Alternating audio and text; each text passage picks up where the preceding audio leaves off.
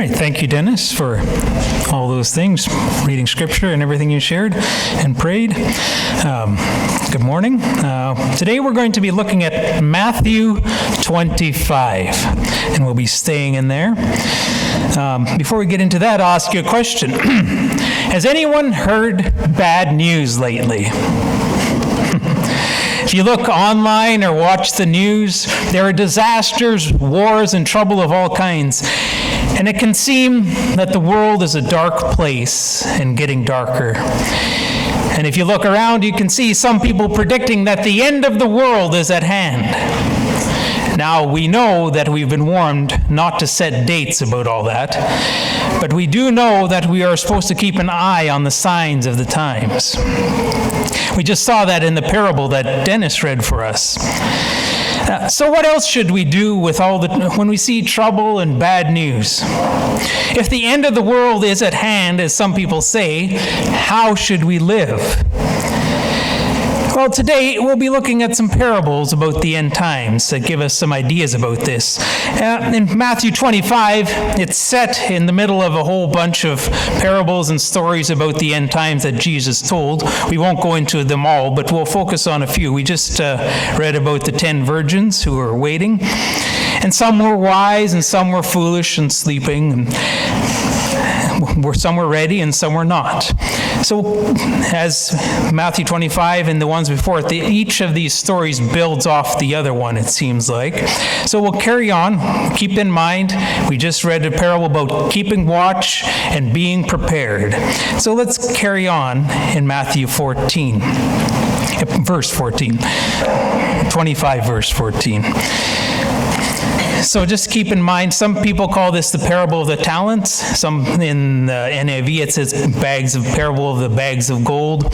So what I'll be reading from is the ESV, which says it's the parable of the talents. But either way, the point is the same.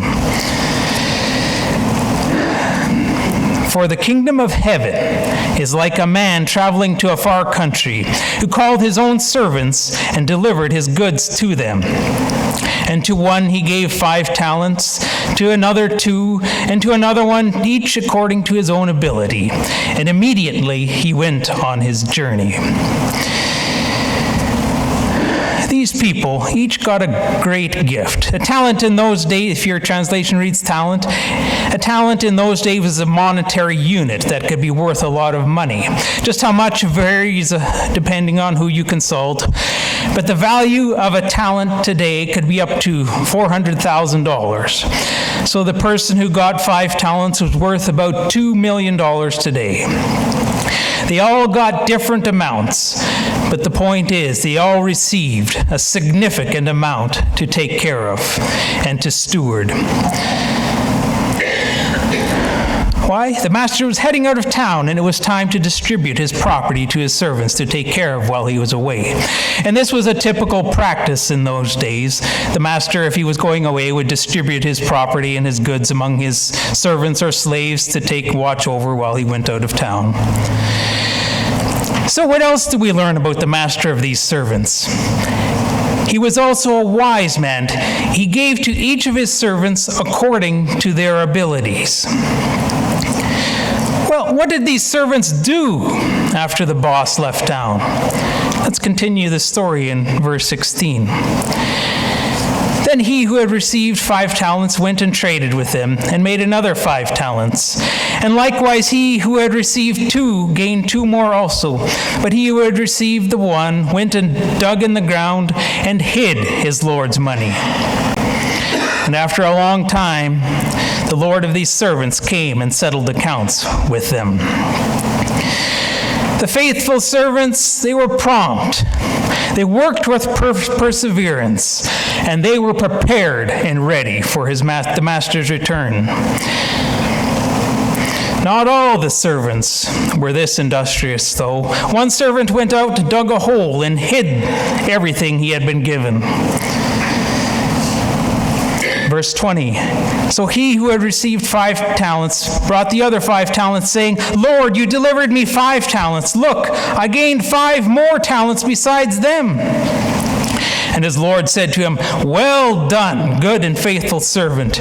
You were faithful in a few things. I will make you ruler over many things. Enter into the joy of your Lord." He also had received 2 talents came and said, "Lord, you delivered me to 2 talents. Look, I have gained more talents besides them." His Lord said to him, "Well done, good and faithful servant. You have been faithful over a few things. I will make you a ruler over many things. Enter into the joy of your Lord." So far, so good. The servants who had been serving faithfully for a long time since their master left, they doubled their initial investment, and when the boss came back, they were prepared. The faithful servants received praise, blessing, and honor, and were welcomed into the joy of their master. But what about that other servant, the one who had dug a hole in the ground and hid the gift he had been given in there? And before we go into a little further on that, I'd just like to point out that every one of these servants was judged individually for what they had done. Everyone, not as a group, they did actually pretty well, but as individually, they did not. Just the same way with us, we will all be judged individually for what we have done. We can't piggyback on the righteousness of anyone else except Christ.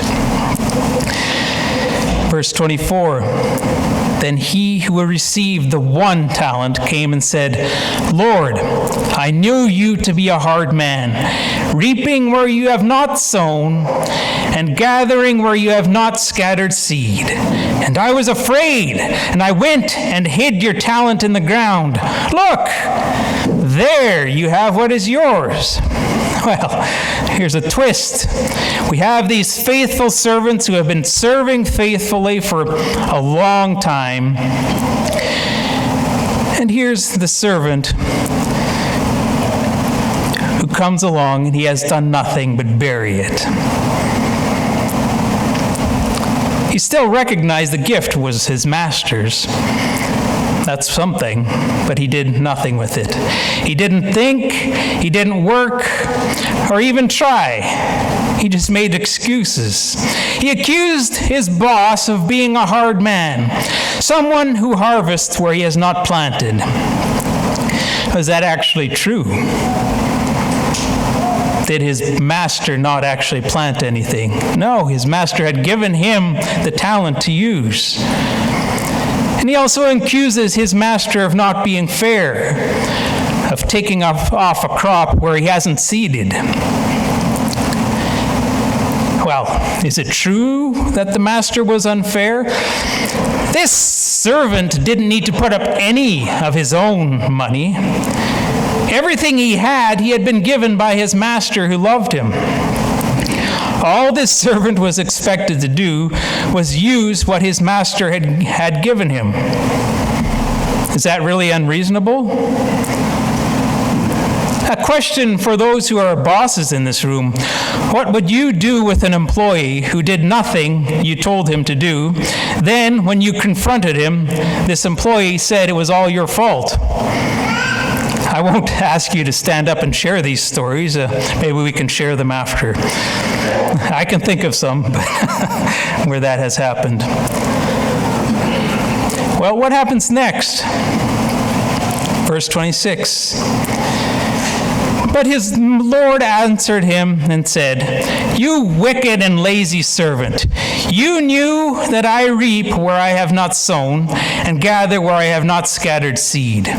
So you ought to have deposited my money with the bankers, and at my coming I would have received back my own with interest. So take the talent from him and give it to the one who has 10 talents. For everyone who has, more will be given, and he will have abundance. But from him who does not have, even what he has will be taken away. And he cast the unprofitable servant into outer darkness, where there is weeping and gnashing of teeth." So the warning in the first parable that Dennis read for us in Matthew 25 was that we must keep watch and be ready and prepared for the master's return. Here we see that the servants who were about the master's business were ready and prepared when the master came back, and they received the reward for their diligence.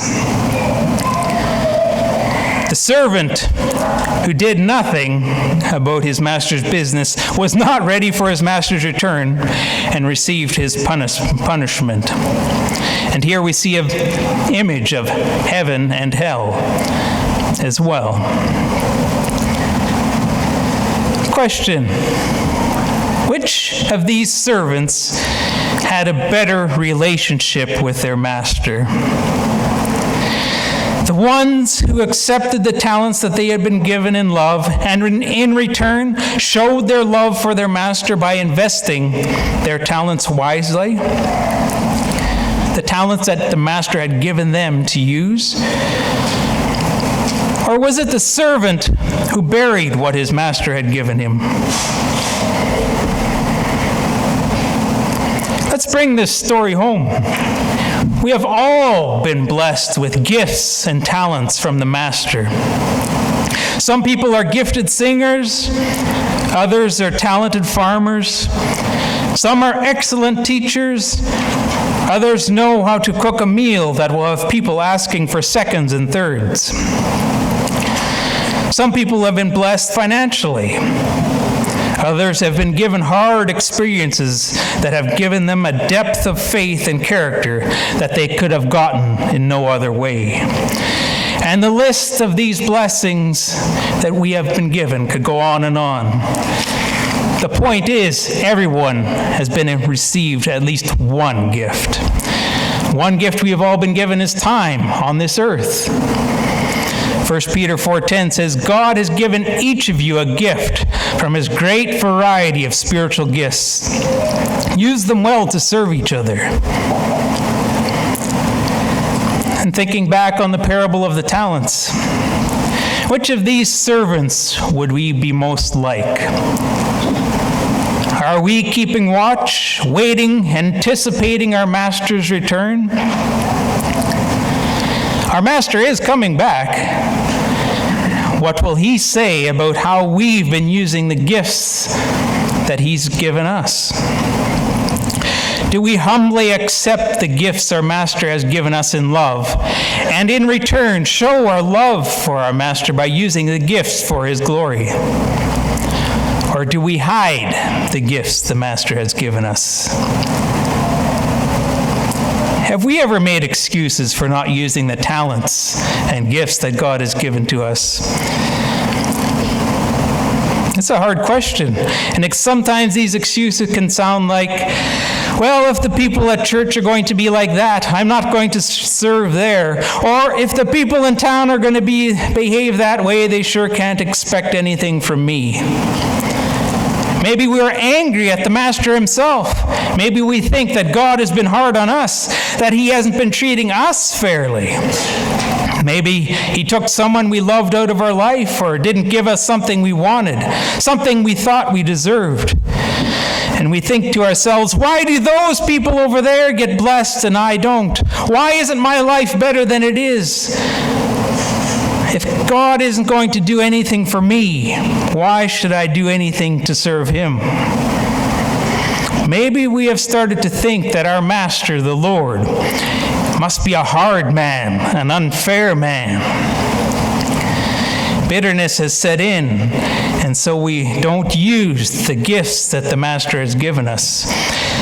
We hide our gifts in a hole where no one can see them or benefit from them. And if we have started to think that our master is a hard and unfair man, we become hardened ourselves, and other people miss out on the blessing that we could have given them. And I ask again, which of the servants are we like? Are we keeping watch for our master's return? And this isn't said to lay on a guilt trip or tell people to work harder. I'm sure we can all think of times when we haven't done a good job in managing the gifts that our Master has given us. If we're honest with ourselves, we have all failed. And the Bible says we have all fallen short. But if we have done that, there is good news as well. Our Master is not a hard and unfair man. Romans 5 says that God demonstrates his own love for us in this: while we were still sinners, Christ died for us. It wasn't because we did enough good deeds. While we were sinners, Christ demonstrated his love for us, so we could have the free gift of salvation. Have you accepted that free gift? For those of us who have accepted the free gift of salvation that Jesus offers, there is good news. We are more than servants. We are friends of God through the work of Christ. We can watch for it, and we should watch for it, but we don't need to be afraid of our Master's return. And if we have fallen into bitterness and stopped using the gifts that the Master has given us, we can come to the Lord and we can confess what we have done and turn from that and start using the gifts our Master has given us for his kingdom. Well, speaking of the Master's return, let's carry on with the story in Matthew 25. We have learned that we need to keep watch for the Master's return, that we need to be using the gifts the Master has given us for his glory. Now, what does that look like when we use these gifts? Let's carry on in verse 31. As before, each of these stories in Matthew are building up. They come back to the same theme, but they keep expanding on it until here we see a similar story as what we just read. When the Son of Man comes in his glory, and all the angels with him, he will sit on his glorious throne. All the nations will be gathered before him. And he will separate the people one from another, as a shepherd separates the sheep from the goats. He will put the sheep on the right and the goats on his left. Notice that there's only two groups here. Some people say there's much more than that, but there's only two groups, the sheep and the goats. Then the king will say to those on his right, "Come, you who are blessed by my Father, take your inheritance, the kingdom prepared for you since the creation of the world. For I was hungry, and you gave me something to eat. I was thirsty, and you gave me something to drink. I was a stranger, and you invited me in.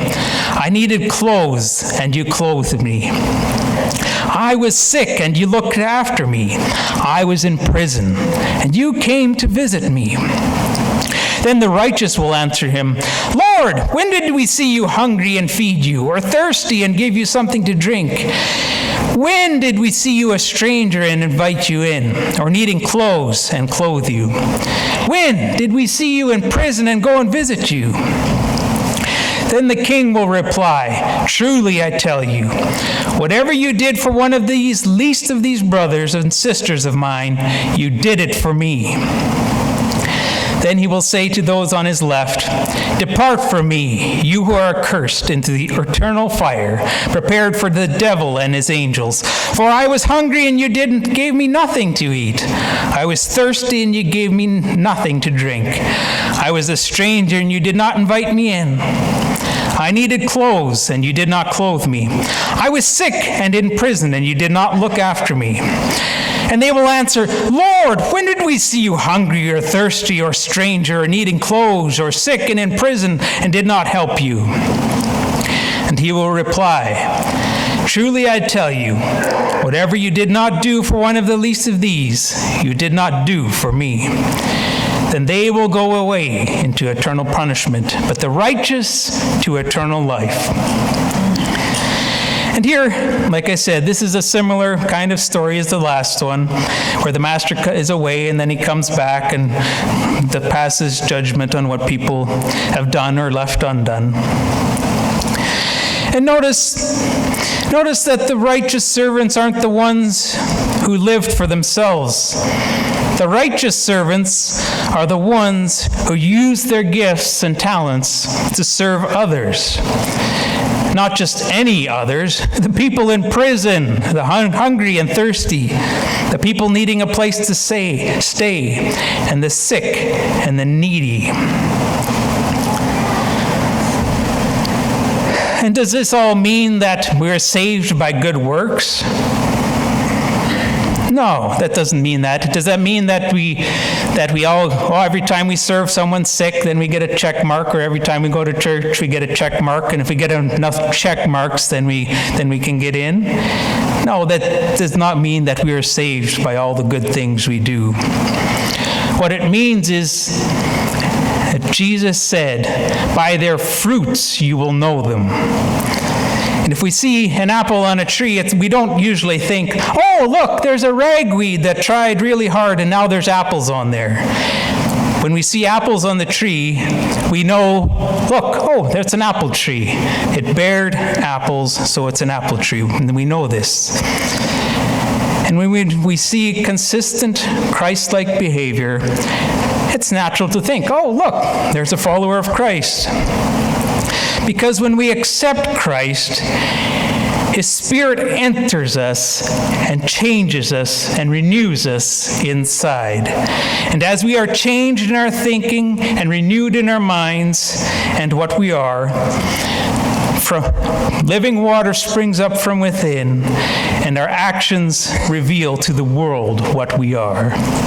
The change has happened inside, is revealed by what we do outside, so what people can see. Instead of living for ourselves, we now serve the Master, the Lord Christ, and do His will. And we have a relationship with our Master. We are friends of God. And when we are in a healthy relationship, we do things for others simply out of love for who they are. Not because we are trying to wrangle something out of them or trying to get something or earn something from them. We just do it because we love and care for them. And the Master, Jesus Christ, has given us so much: talents, time, the gift of salvation, and even the air we breathe. He is not hard and unfair. Jesus has proven His love for us through all the things He has done for us. So why would we not want to use our gifts and our talents and our time for Him? Why would we not want to serve all the needy people around us that the Lord loves? Why wouldn't we want to show the world how we have been changed inside? And you know, this isn't easy. Sometimes serving people is hard, really, really hard. And we don't really naturally want to do these things sometimes. However, when we have a relationship with Jesus Christ, the Holy Spirit within us allows us to bear fruit for His glory. It gives us the strength to do these things. John 15 says, "I am the vine, you are the branches. If you remain in me and I in you, you will bear much fruit. Apart from me, you can do nothing. If you do not remain in me, you are like a branch that is thrown away and withers. Such branches are picked up, thrown into the fire, and burned. If you remain in me, and my words remain in you, ask whatever you wish, and it will be done for you.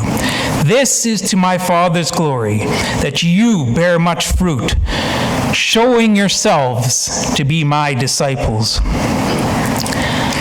By using the gifts that the Master has given us out of love